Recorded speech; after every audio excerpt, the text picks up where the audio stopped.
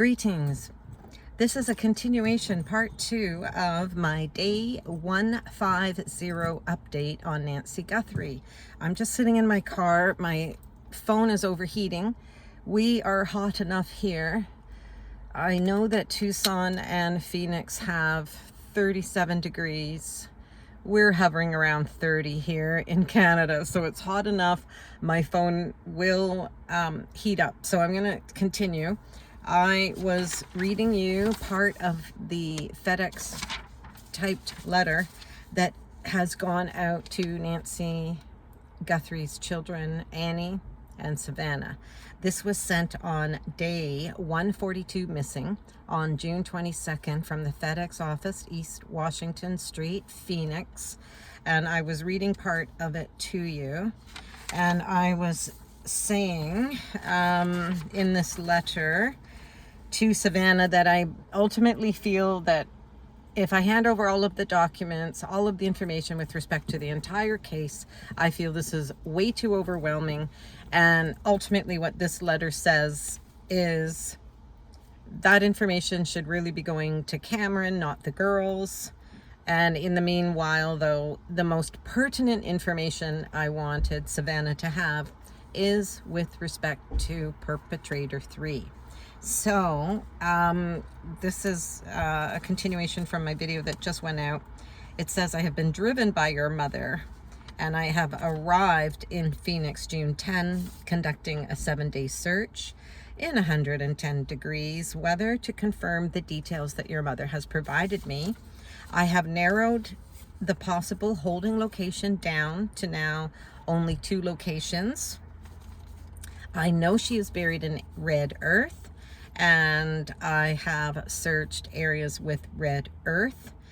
I go on to say that I have actually searched one of the areas with Nancy's hairdresser. I do mention her name in the letter so that the family knows I have legitimately been in contact with someone within their circles. And I'm hoping that if Savannah or Annie get this letter, they could reach out to that hairdresser. They know the mother's hairdresser's name, so they could reach out and verify with the hairdresser who I am. And I had given a mini reading to the hairdresser when we were at El Shadow, which is Nancy's favorite restaurant, and I know that I blew her away. Okay, so she could at least verify that I'm authentic, if nothing else. Now, I ultimately say here, I have too much information to give you in this document. I cried all the way up the 10, and I am in a FedEx computer rental stall racing against closing time, and I need to catch a plane. Your mother has suggested to me that the specific details of this operation be given to Cameron.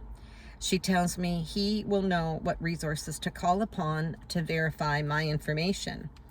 There is a critical piece of information that you need now. I am shaking as I'm writing this, as I do not wish to harm or overwhelm. Your mother has relayed specifics about perpetrator number 3, and I call the door person perpetrator number 1. Your mom tells me that somebody else is in the home with perpetrator number 1, and I simply call that person perpetrator number 2. But I can assure you that your mother has made it clear to me that the 3rd perpetrator is speaking over comms, as I've been saying from the beginning, with the 2 people in the house, and that 3rd perp is a communications expert coordinating and dispatching the car. I do not want to harm you. I am typing all of the details about perpetrator 3 in a separate document. It will be sealed herein, so you can choose not to look at it, or you can choose to look at it when you feel prepared. I am sincerely and deeply sorry for your loss. I wish to help you round up these 5 perpetrators, and I will be delivering the remainder of this information through FedEx to Cameron Guthrie, care of your mother's address. And then I simply sign it, and the information about Perp 3, it was just put in a separate document. It was sealed, and like I said, she can open it when she feels like it. And I did call NBC. I did get someone on the phone. I did warn them that that package is arriving, and it honestly should have already arrived on Thursday the 25th. I did not ask for a receipt, so I will not get the confirmation. I have just let go and let God, and I am hoping that that document reaches Annie. It should have reached her already, and her just on her doorstep, awaiting her return. I'm hoping that people are retrieving it from being on her doorstep and just keeping it in a little cache for their return. And honestly, as long as one of those sisters open that envelope, I want to put the information to the test, because if the information about Perpetrator 3 has always been true and clear from Nancy, that's the best I can do. Pass that along, pass it along clearly, and let's just hope and pray dearly that this really does reach the family. That's all I can do at this point.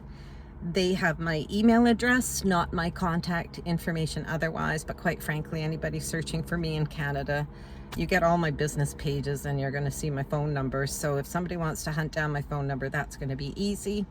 They do have my email address, and I didn't want to go beyond keeping it simple. So that's as simple as I can give you for now, and I will keep you updated as we come along during the week, and I'll be backtracking to show you some of the footage that I did search, and I still have a lot to share with you. But I'm in an air-conditioned car in 30 something, feels like 40 as far as I'm concerned. I'm dripping sweat, and I'm gonna go pack up and head home. So much love. Thank you for following and caring, and I will have more.